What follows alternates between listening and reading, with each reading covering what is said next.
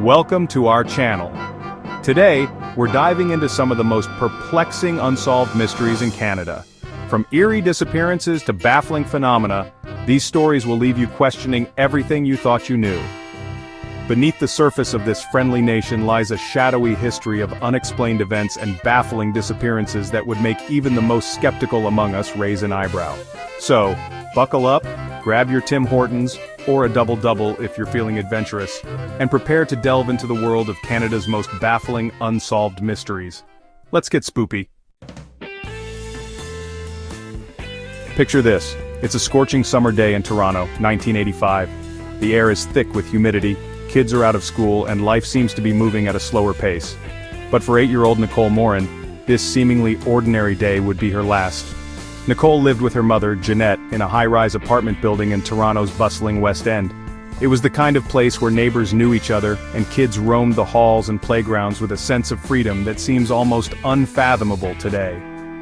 On the morning of July 30th, Nicole had plans to meet her friend in the lobby to go swimming. She said goodbye to her mother, left their 18th floor apartment, and stepped out into the hallway. Never to be seen again. It's a chilling scenario that sends shivers down your spine. One minute she was there, the next, she was gone. Police were immediately called, and a massive search ensued. Flyers with Nicole's smiling face were plastered everywhere, volunteers combed through the city, and the case dominated the news cycle. But despite their best efforts, no trace of Nicole was ever found. Theories ran rampant. Was it a stranger abduction? Did someone in the building have something to do with it? Had Nicole somehow slipped out unnoticed and gotten lost? Each possibility more unsettling than the last. Adding to the mystery, there were reported sightings of Nicole in the days following her disappearance. Some witnesses claimed to have seen her with an unidentified woman, while others believed they spotted her being dragged into a car.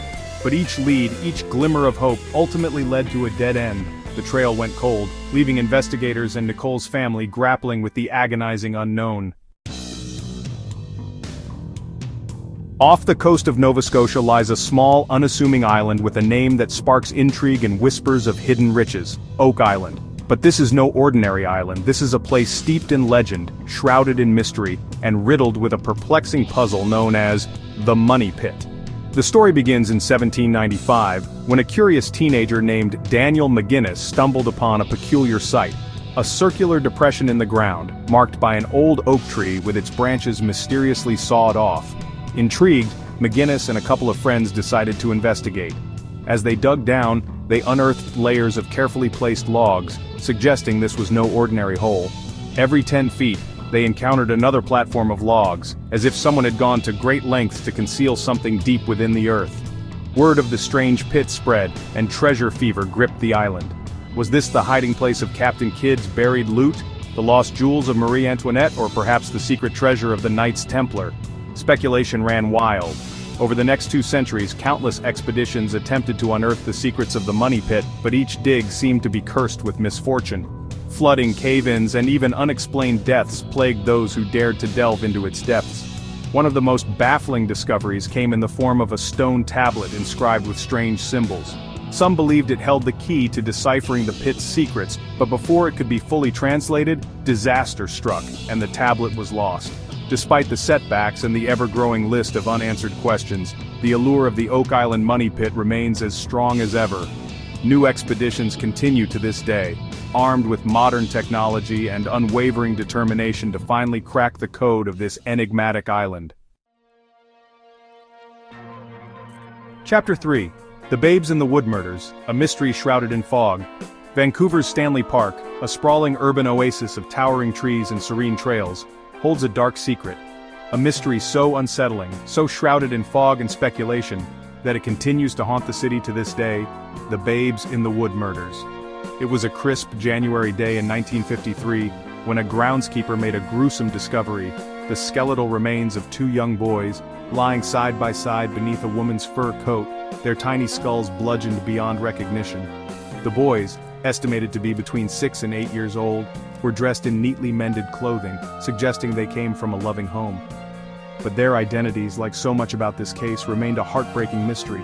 Who were these children, and who could commit such a heinous act? The discovery sent shockwaves through Vancouver, and the search for answers became an obsession for both the police and the public. Theories swirled like the fog that often blanketed the park. Some whispered of a vengeful spirit, claiming the boys were victims of a supernatural force. Others pointed to serial killers operating in the area at the time, their motives as twisted as the paths that wound through the park. One of the most prevalent theories centered around a woman's shoe found near the crime scene. Could this be the missing piece of the puzzle, a clue that would lead investigators to the killer? Despite their best efforts, the shoe, like so many other leads, led to a dead end. The babes in the wood became a chilling reminder of the darkness that can lurk beneath the surface of even the most picturesque places. Chapter 4. The Ghost Ship of Northumberland Strait, a Maritime Phantom. The Northumberland Strait, a seemingly tranquil body of water separating Prince Edward Island from mainland Canada, holds a maritime mystery that has baffled sailors and storytellers for generations. The Ghost Ship of Northumberland Strait. Imagine this: a dark and stormy night, waves crashing against the hull of your ship, when suddenly, a fiery glow appears on the horizon. As it draws closer, you realize it's not a rescue beacon, but a ship engulfed in flames, its sails billowing in the wind like ghostly apparitions. That's the chilling scene witnessed by countless sailors who claim to have encountered the phantom vessel. Legend has it that the ship is doomed to sail the strait for eternity, a fiery reminder of a tragic event from the past. One of the most enduring tales links the ghost ship to a 19th-century schooner that caught fire and sank in the strait, claiming the lives of all on board. Locals say the spirits of the passengers and crew are trapped aboard the vessel, forever searching for a safe harbor. Others believe the ghost ship is a manifestation of the area's rich shipbuilding history, a phantom echo of the countless vessels that have sailed these waters over the centuries. Whatever its origins, the legend of the ghost ship of Northumberland Strait continues to capture the imagination. Some dismiss the sightings as mere folklore, optical illusions created by fog and the tricks of the sea, but others, particularly those who claim to have witnessed the fiery spectacle firsthand, maintain that there's something more to the story. Chapter 5. The Murder of Lindsay Buziak, a Realtor's Final Showing. Victoria, British Columbia, known for its charming gardens and historic architecture, became the backdrop for a chilling, unsolved murder that shook the community to its core. The case of Lindsay Buziak. Lindsay, a bright and ambitious 24-year-old real estate agent, was excited about her career. She had a knack for connecting with people, and a genuine passion for helping them find their dream homes. But on February 2, 2008, her promising life was cut tragically short. That fateful evening, Lindsay received a call from a couple claiming to be interested in viewing a high-end property in Sonic, a suburb of Victoria. The call seemed legitimate, the potential buyers eager, and Lindsay, ever the professional, agreed to meet them at the house. She confided in her boyfriend, telling him she had a strange feeling about this showing, but she brushed it off, attributing it to the late hour and the secluded location of the property.